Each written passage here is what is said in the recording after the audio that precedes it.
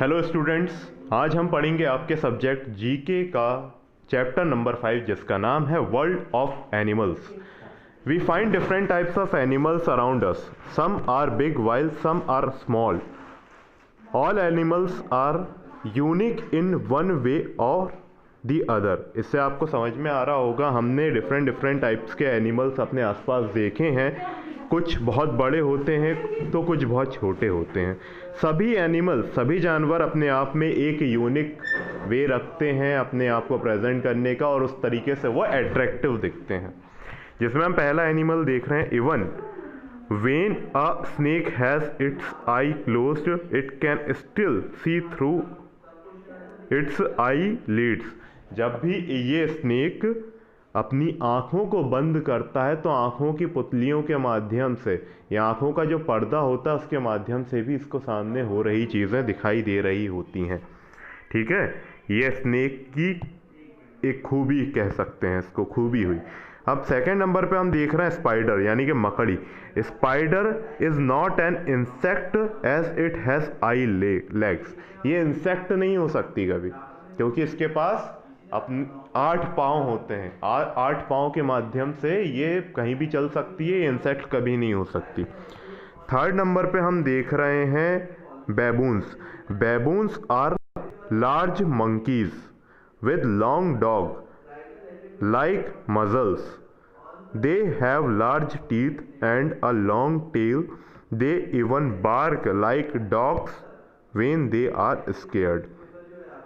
ठीक है, इनके पास बड़े बड़े पैर होते हैं, बड़े बड़े दांत होते हैं, और कुत्ते की तरह ये चिल्ला भी सकते हैं और भाग भी सकते हैं। ये इनकी एक खूबी होती है। ये बड़े बंदर के समान होते हैं, बंदर का बड़ा रूप होते हैं, जिसको क्या बोलते हैं, बेबून्स।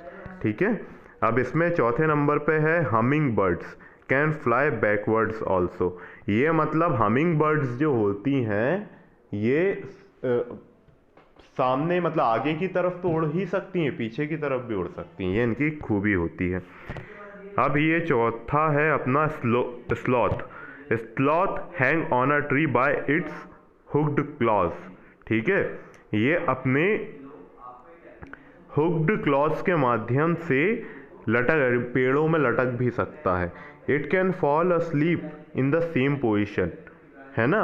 जब ये फॉल यानी कहीं से गिरता है, ये कहीं से गिरता है तो ये सेम पोजीशन पे ही रहता है। कहीं से अगर ऊपर से कहीं, जैसे सपोज कीजिए पेड़ से नीचे गिरा, तो इसकी पोजीशन बिल्कुल भी इधर उधर नहीं होगी। डायरेक्ट जैसे कि गिरेगा तो सीधा पैर इसके जो है ज़मीन को ग्रिप कर लेंगे। ठीक है, तो ये इसकी खूबी होती है। अब अपना जो अगला एनिमल है वो है kangaroos.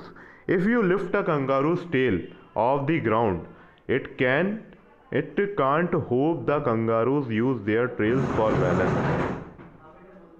If you lift a kangaroo's tail, अगर आप कंगारू की पूंछ को उठाओगे ग्राउंड से, यानी कि ज़मीन से उठाओगे, तो it can hop the kangaroos use their tails for balance.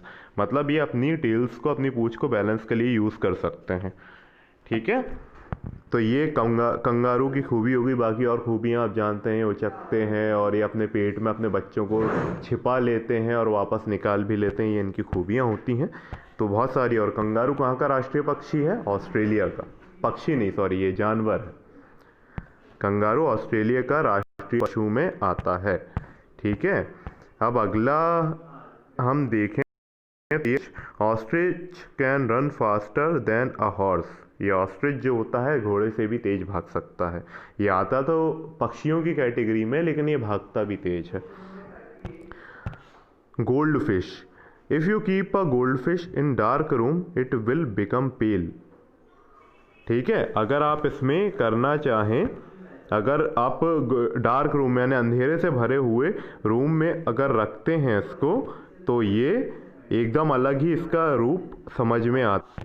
तो ये जो है आप पीली पड़ जाएगी। इसका मतलब ये गोल्ड फिश है तो ये पीली पड़ जाएगी। अगर अंधेरे कमरे में आप इसको रखते हैं तो ये पीली पड़ जाएगी, इसका रंग आपको पीला नज़र आएगा। अब अगला है हमारा flamingo. Can only eat when its head is upside down. ये तभी खा सकता है जब इसका सर ऊपर से थोड़ा सा डाउन होता है, यानी कि साइड से थोड़ा सा डाउन होता है, तभी ये खा सकता है। इसकी गर्दन की रचना कुछ इस तरीके से होती है कि ये खाना नॉर्मल पोजीशन पे ग्रहण नहीं कर सकता। इसकी एक पोजीशन है, अपसाइड डाउन की पोजीशन पर ही ये खाने को ग्रहण कर सकता है। A group of owl, a group of owl is called a parliament. उल्लुओं का जो झुंड होता है उसे पार्लियामेंट कहा जाता है।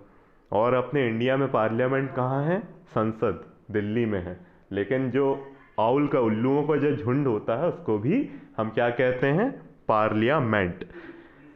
अगला है killer whales are not whales at all rather than species of dolphin. Killer whales जो होती है, नाम तो किलर व्हेल्स है लेकिन ये व्हेल नहीं होती है, ये व्हेल्स नहीं होती हैं, ये डॉल्फिन की स्पीशीज़ होती है, मतलब डॉल्फिन की प्रजाति की ही होती हैं। ये इनकी मतलब खूबी है, मतलब नाम तो व्हेल है लेकिन प्रजाति इनकी डॉल्फिन होती है।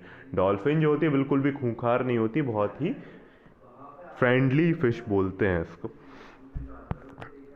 अब लास्ट है हमारा reindeer. Reindeer, reindeer milk has more fat than cow milk.